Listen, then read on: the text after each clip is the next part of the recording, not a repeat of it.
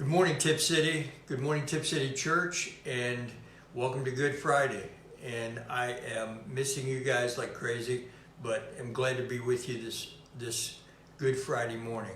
Let me begin by asking this question. What's so good about Good Friday? Why do they call it Good Friday?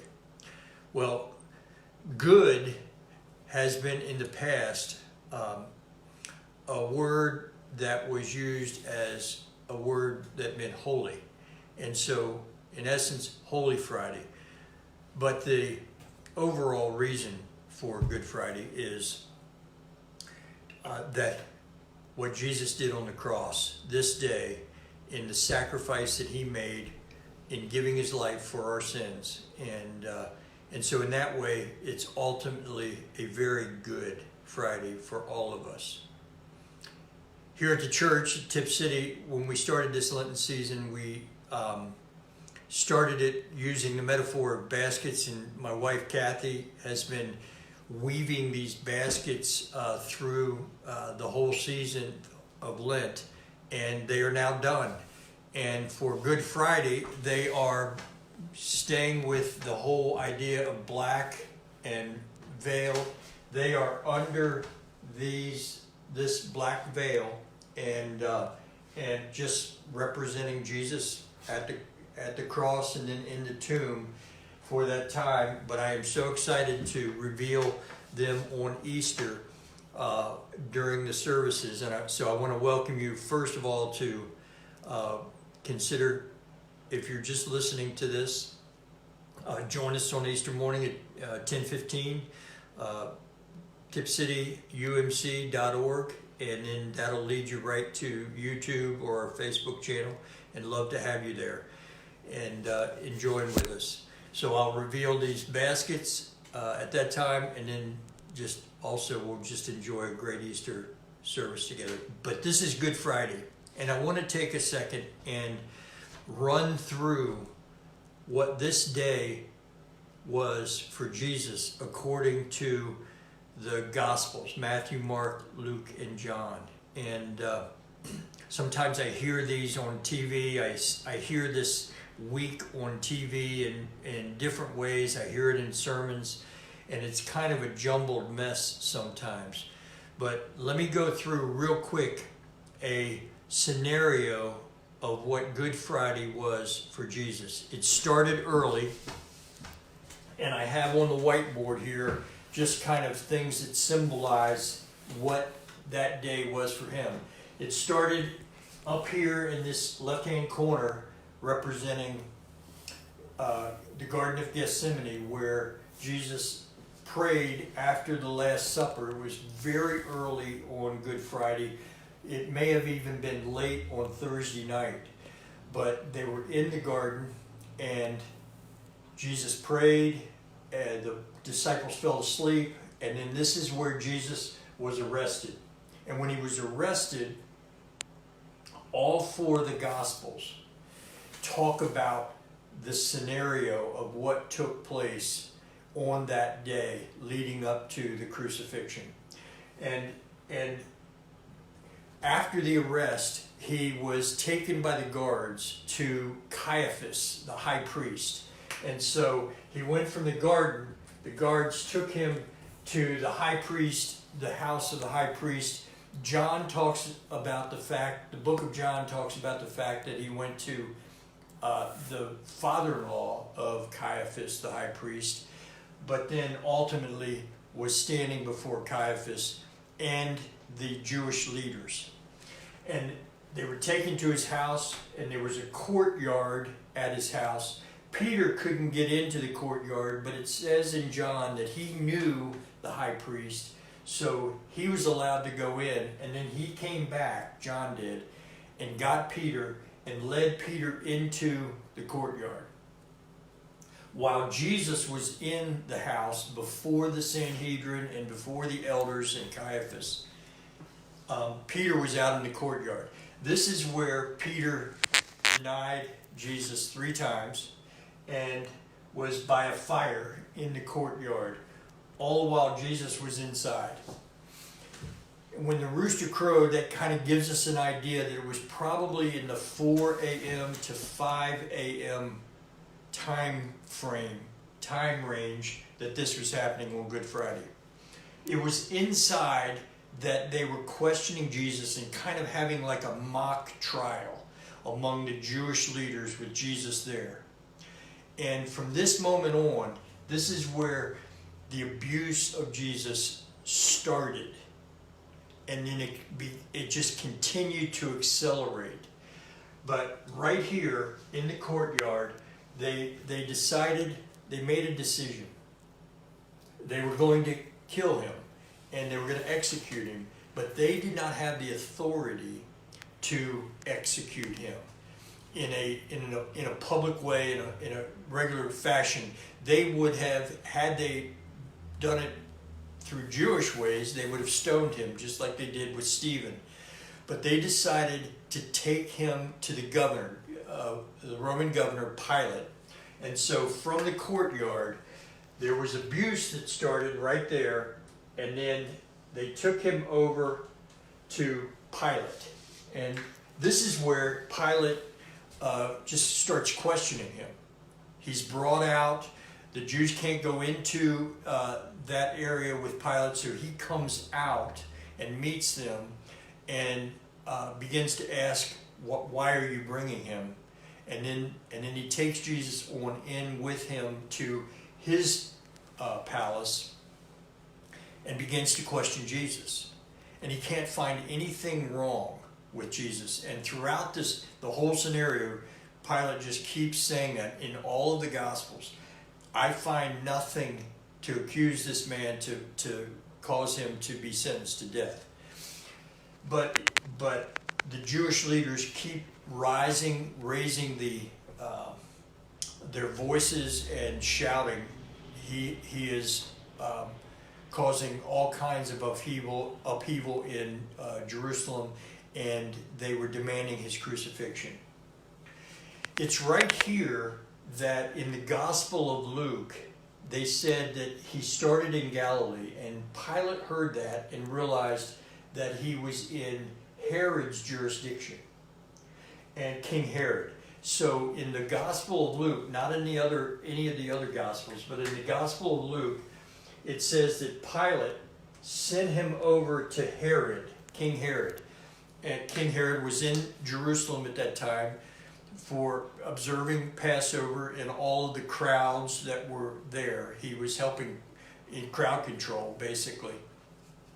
And normally his residence was up near the Sea of Galilee, but he was in Jerusalem for this occasion. And all he did was question Jesus. And then he began to abuse him, and he let some of his soldiers abuse Jesus. And that's where the abuse started to kind of rise. And so in the Gospel of Luke, that abuse began, and it led to some abuse that ended up, when he went back to Pilate, that abuse had really started. In the other Gospels, Herod was not a part of the story. He stayed with Pilate in those Gospels the whole time. And in the Gospel of John, Pilate sent him to be abused by the soldiers. That's where they fashioned the crown of thorns. That's where they put a robe on him and kind of was mocking him and spitting on him and hitting him and beating him. And that's where the real massive abuse of Jesus really took place. And then in the Gospel of John, after that happened, they brought him back to Pilate. And this was still very early in the morning. And they brought him back to Pilate, and two major things took place when they brought him back to Pilate in the Gospel of John. One was Pilate reminded the people of the tradition of letting somebody go. And so they brought Barabbas out and they brought Jesus out and he said, which one do you want me to release? And this is where he appealed one more time to the crowds and the Jewish leaders to say, I find nothing wrong with this man. Let me release him. But the crowds were just stirred up and they would not. And they said, release Barabbas to us. And what do you want me to do with Jesus, is what Pilate said. And that's where the famous words, crucify him, come from. And then in the Gospel of Matthew, Pilate's wife comes to him and says, don't have anything to do with this man. I've suffered much today in a dream about him. And that's where Pilate just decided, I'm going to wash my hands of this. And that's represented by this bowl and this towel right here. He washes his hands and he gives the responsibility back over to the Jewish leaders. I wash my hands of him, and he is your responsibility. And the Jewish leaders said, let his blood be on our head. And that was a massive moment of transition. But at the same time, that is when Herod kind of concedes, or Pilate kind of concedes and says, it's over. I can't do anything else. And he gives Jesus over to the soldiers. And in some Gospels, that's where he is led to be flogged and beaten. And then after he's released by Pilate, the soldiers ultimately take him and they give him a cross, and he has to carry his cross to Golgotha. And in 3 of the Gospels, Matthew, Mark, and Luke, this is, as he's carrying the cross, this is where Simon of Cyrene comes into the story, and the soldiers kind of seize him and say, carry this cross for Jesus. And that's what happens. And then the cross is carried then to the crucifixion site, Golgotha, and Jesus is crucified. It's in the Gospel of Mark that we get most of the timeline for this. The Gospel of Mark says that he was crucified at 9 a.m. So it was very early in the morning. And then at 12 noon, the sky went dark. The temple, the veil in the temple was rent from the top to the bottom. There was earthquakes, and the Gospels record these kinds of events that were so dramatic that the soldiers, the people standing there, realized that something far greater was going on here than just a man dying on a cross. But this is what happened, and it said at 3 p.m. then Jesus died. The darkness lasted from 12 to 3. And then Jesus breathed his last, and he died. The body then was taken down, and a man enters named Joseph of Arimathea, and he was a secret follower of Jesus, and he was a wealthy man and able to take the body and put it in a tomb. And that's where Good Friday then ends for us and in the story of the Gospels.